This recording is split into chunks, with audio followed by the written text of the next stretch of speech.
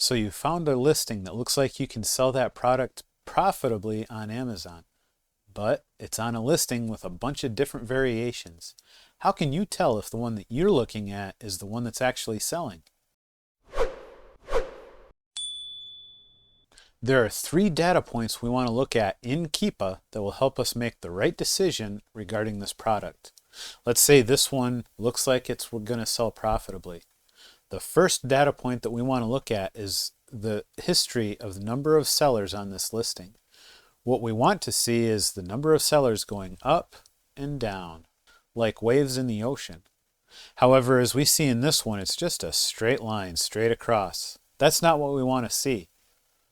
The second point we want to look at is going to the variations page. Here we found our listing and we're trying to find how many times it's receiving feedback. In this case, we see it has 433 ratings, but it's less than 1% of the total ratings on this particular page. And we see in the last 30 days that number hasn't really done anything to indicate that it's getting a lot of sales. The third thing we want to look at is on the Data tab. So click Data and then go to Offers. And we want to see how many times it's sold in the last 30 days. I'm also going to include historical offers to make sure I see everything. And even with all of those on in the last 30 days, Keepa has seen 0 movement in stock among all the sellers on this listing.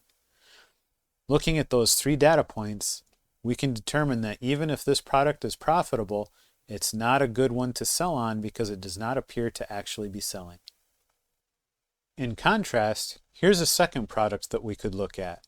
This one is on a variation page with 130 variations, but we see the number of sellers is going up and down, up and down, up and down.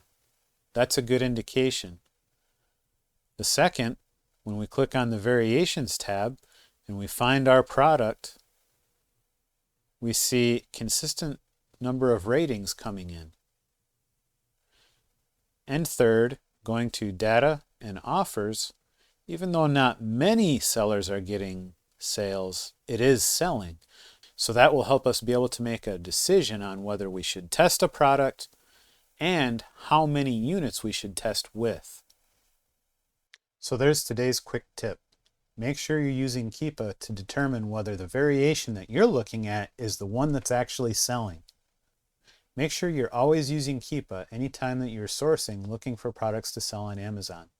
If you're not already using it, check the link in the description and start using it today. I'll see you next time.